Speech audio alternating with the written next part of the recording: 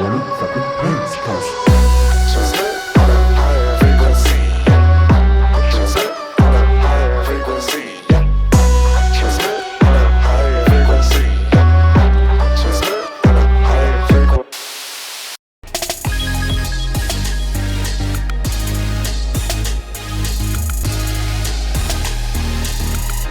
Hello and welcome to the EJ Tech Show. I'm Sahil and this is Soham. And I think it's safe to say when it comes to audio products, Sony is one company that reigns supreme.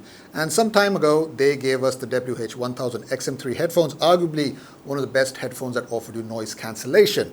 Then they took that same technology and crammed it into something much smaller and something truly wireless. This is the WF-1000 XM3. And right at the top of this review, I'm going to ask you a question. Are these the best alternative to Apple's AirPods Pro? Yes. Okay, that's it. Review finished. Thank you for watching. We'll see you. It was expected, right? Yeah. That is pretty much the review because they are offering you technology that Apple has bundled in their AirPods Pro, and so has Sennheiser in their Momentum True Wireless 2. And they're giving it at a lower price point. Yeah. And Sony, we know, is good with their audio. We've seen the WH-1000 XM3 headphones, arguably the best noise cancelling headphones on the market to this day. And now they have the feature which Apple AirPods Pro have, which is active noise cancellation. And it's really, really good. Now I'll get more into the sound later on in the review, but first I want to talk about the design. Now this, look at that. Look at the size of that case. It's a chunky case. It is definitely not pocket friendly. It is a big, bulky case, and it's got this nice snap shut lid. But really, when you look at the earbuds and you realize that there's active noise cancellation technology inside them, no wonder they have a case that's big. And the case also offers you 3 times charging, so you can plop these in once they're absolutely dead, and it'll charge it 3 times over. And also a huge circular surface for your touch controls. Yeah. Pretty big. I'd imagine touch controls on this work fabulously. Right? So I remember we had a problem with the fact that the XB700 2 wireless earbuds didn't have a touchpad, even though they were big. Now these are technically slightly smaller, at least in circular diameter, but these touch controls really add so much to the experience. These are the flagship headphones boiled down into a true wireless form factor, and it works really well. In fact, there are a couple of features it has that the XM3 doesn't, which now they've introduced on the XM4, like wear detection. So if you see this little black patch right at the back of the earbud, that's the sensor for how the earphone tells whether it's in your ear or not. Now the XM3 had this really good feature where you could just keep its touchpad pressed, its left touchpad, and it would automatically shut off noise cancellation for the time period that you had it held. And so that you could have quick attention. That's what the feature was called. You could quickly attend to whatever someone might be saying around you.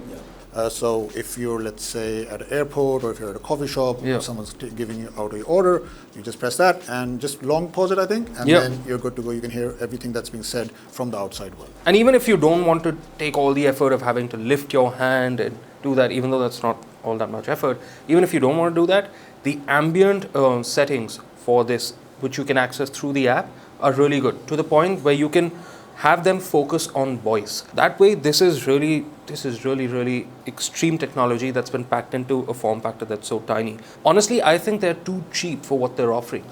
For $17,990, which is the introductory price right now, it may be back to its MRP of $19,990 by the time you see this video. But for that much, I think you're getting more than what the AirPods Pro is offering, more than what the Sennheiser Momentum Wireless 2 are offering.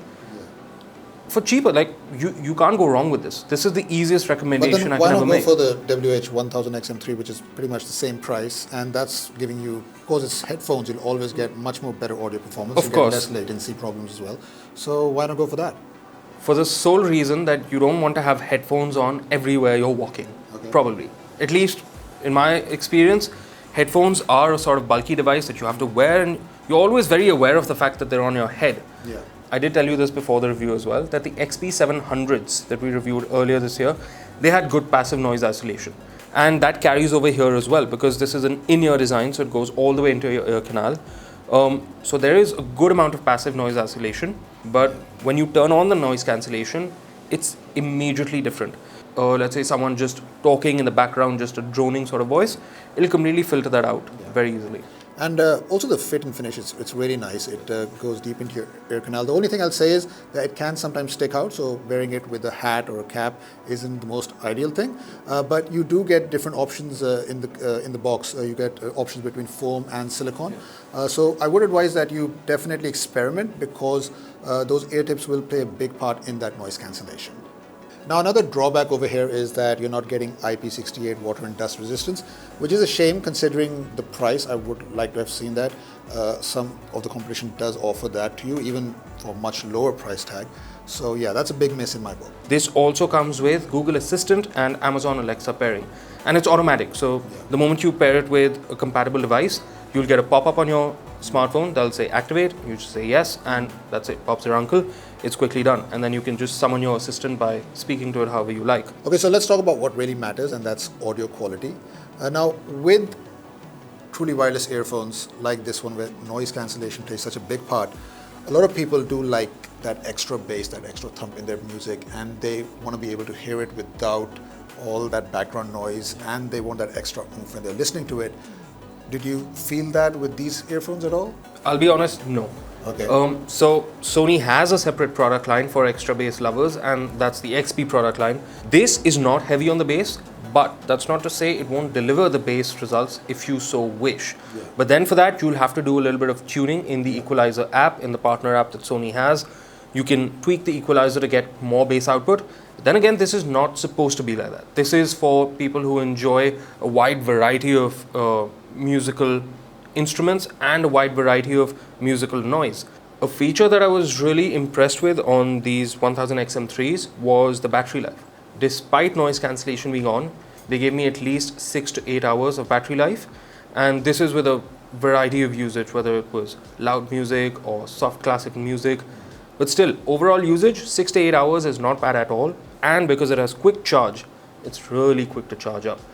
Plug them in into the charging case, 0 to 100 in about 30 minutes flat. Yeah. So it's really quick to charge up as well. Also, call quality, very important feature. Yeah. I could tell that you had definitely something, you're using something, but quality-wise, it sounded really, you didn't sound muffled or anything like that. Exactly. It's far better than what you get from other true wireless competitors. Yeah. So if you're someone who does like taking a lot of calls while wearing your true wireless earbuds, and that's a complaint you've had with other earphones you may have used, then these will definitely give you significantly better sound quality. And I'll just mention one thing. We spoke about the touch controls. You can't actually control volume with this thing. You will either have to use the device, or you can tweak it from the Sony Headphones app. That's the only way to actually activate it, but it doesn't come with that feature. Just worth mentioning, not a big problem, but usually every truly wireless earphone that has touch controls, I've always been able to control volume over here. So it isn't the default setting, but it is available from the app. Okay, so let's address the most important question: should you buy these or not? This is what my take is on it, because you've been using these more. I just think that the pricing is a little bit too much, especially considering you're still getting the 1000XM3 headphones at almost the same price. It doesn't really make sense to me. I mean, if I'm an audiophile, I'll go for the headphones. I won't go for these. But in a nutshell, who is this targeted for, apart from audiophiles? So let's say an audiophile doesn't want to buy it, but he does or she does want a good pair of earphones, truly wireless earphones. Would you recommend this to them? If someone's not an audiophile, let's say, and they do want a pair of true wireless earbuds, let's take a look at the options. You have the Apple AirPods Pro, which are significantly more expensive. You've got the Sennheiser Momentum True Wireless, which are again significantly more expensive. And then you have these. They're giving you really good sound quality in a good form factor and noise cancellation technology. So the only thing you can say possibly beats this or even comes close are the regular AirPods, and I really don't think they do. That way, I think these are in a class of its own. Okay, so on that positive note, these were the 1000XM3 earbuds. Let us know what you think about them, whether you're audiophile or not.